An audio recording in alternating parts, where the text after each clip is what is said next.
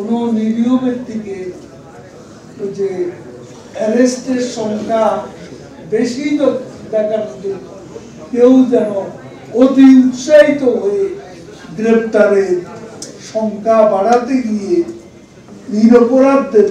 নিরপরাধী অনেক জড়িত, এটা যেন কোনো অবস্থাতেই না হয় সে ব্যাপারে আমরা আইন প্রয়োগকারী সংস্থার কাছে বিশেষ করে মাননীয় স্বরাষ্ট্রমন্ত্রীকে দৃষ্টি আমরা এই ব্যাপারে আইন প্রয়োগকারী সংস্থা ভিডিও ফুটেজ দেখে অপরাধীদের চিহ্নিত করছে।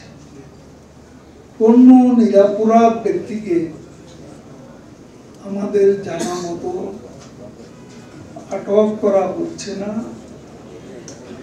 নিরীহ তথা সাধারণ শিক্ষার্থীগণ যাতে হয়রানির শিকার না হয় সে লক্ষ্যে মাননীয় প্রধানমন্ত্রী শেখ হাসিনার নির্দেশনা রয়েছে।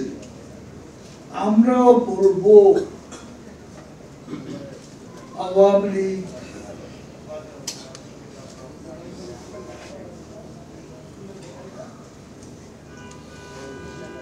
বাংলাদেশের স্বাধীনতা ও মুক্তির সংগ্রামে নেতৃত্ব দানকারী প্রতিষ্ঠান আওয়ামী লীগ আমরা এই দেশে আমাদের আচার আচরণে দায়িত্বশীলতার উপর আমরা গুরুত্ব দিয়ে থাকি।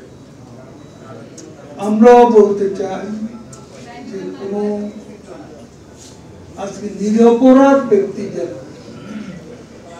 এই যে গণগ্রেপ্তারের নামে অপরাধী সাব্যস্ত না হয়, গ্রেপ্তার না হয়, সে ব্যাপারে আমাদেরও সিদ্ধান্ত রয়েছে।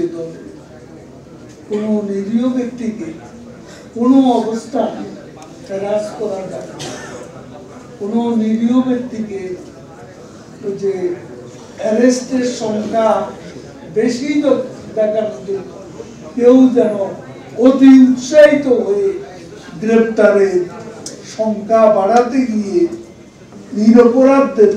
নিরপরাধী অনেক জড়িত, এটা যেন কোনো অবস্থাতেই না হয় সে ব্যাপারে আমরা আইন প্রয়োগকারী সংস্থার কাছে বিশেষ করে মাননীয় স্বরাষ্ট্রমন্ত্রীকে দৃষ্টি আমরা এই ব্যাপারে মির্জা ফখরুল তাকে আমি প্রশ্ন করতে চাই। মির্জা ফখরুল সাহেবের কাছে আবার সবাই নিরপরাধ, সবাই অসহায়। তাহলে প্রশ্ন,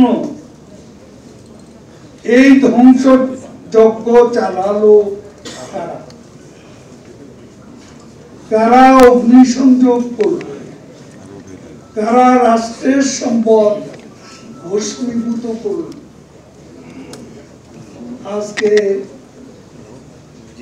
বাংলাদেশে যে নারকীয় ধ্বংসযজ্ঞ চালানো হয়েছে, এগুলা কারা করেছে?